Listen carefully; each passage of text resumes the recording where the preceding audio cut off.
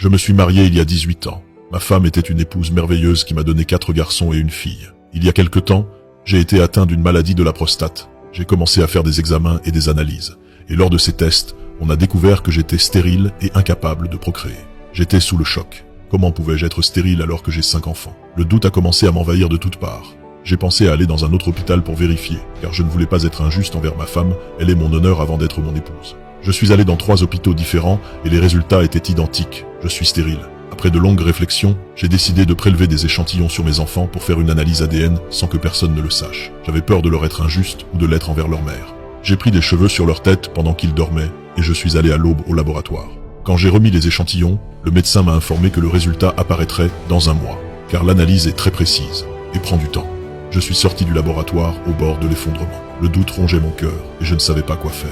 Je ne voulais pas être injuste envers ma femme, par respect pour elle et pour que la vérité éclate après les analyses. Quand je suis rentré à la maison, les enfants se sont précipités vers moi comme d'habitude pour m'embrasser, mais je n'ai pas pu leur rendre la même affection. Je les ai repoussés et j'ai commencé à crier sur eux pour qu'ils s'éloignent. Ma femme est entrée dans la pièce, a fait sortir les enfants et m'a dit calmement « Qu'est-ce qui ne va pas ?»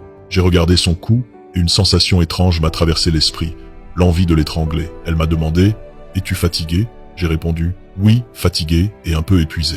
Elle a proposé « Je te prépare à manger ?» J'ai dit « Non, je ne veux rien ». Je me suis assis devant la télévision dans le salon à réfléchir jusqu'à ce que le sommeil m'emporte. Je ne me suis réveillé qu'à 6 heures du matin, après une nuit pleine de cauchemars, où je me voyais tuer ma femme, mes enfants et me suicider. Je suis sorti de la maison et me suis assis devant, observant de loin. Le doute me tuait pendant ce mois d'attente. Je surveillais ma femme, mais elle ne sortait presque jamais de la maison et personne ne venait. Une semaine avant la date prévue, je suis allé au laboratoire, mais on m'a informé que le résultat serait retardé d'1 semaine supplémentaire.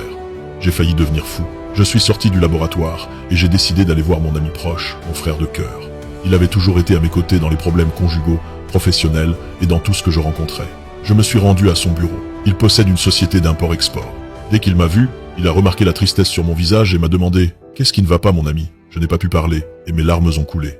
Il m'a dit « Parle, je ne peux pas t'aider si je ne sais pas ce qui ne va pas. » Il m'a demandé de me calmer et après quelques instants, j'ai commencé à lui raconter toute l'histoire. Il a souri légèrement et m'a dit « C'est ça la raison de ta tristesse ? Mon ami, ce sont tes enfants et ta femme est honorable.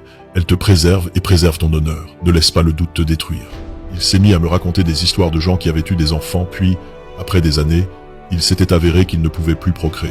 Il m'a dit « Tu es comme eux, et l'analyse te prouvera la vérité de mes paroles. » Mon cœur s'est un peu apaisé, et j'ai décidé de rentrer à la maison. Quand je suis arrivé, ma femme m'a demandé « Où étais-tu jusqu'à cette heure ?» Je lui ai répondu d'une voix forte « Et ça te regarde, je rentre tard si je veux. » Les enfants se sont approchés pour jouer avec moi comme d'habitude, mais j'ai crié sur eux « Quiconque s'approche de moi, je le frappe.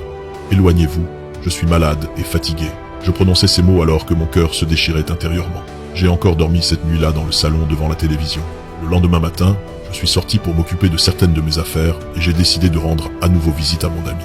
Alors que je garais ma voiture devant son entreprise, j'ai vu ma femme sortir de chez lui. J'étais surpris, mais le doute ne m'a pas effleuré, car c'est mon ami proche. J'ai reçu un appel, alors je suis resté dans la voiture pendant une demi-heure. Puis je suis entré dans son bureau et nous avons discuté. Mais il ne m'a pas informé que ma femme était venue le voir. C'est là que le doute a commencé à s'infiltrer. Je suis rentré à la maison et j'ai demandé à ma femme « Es-tu sorti de la maison aujourd'hui ?»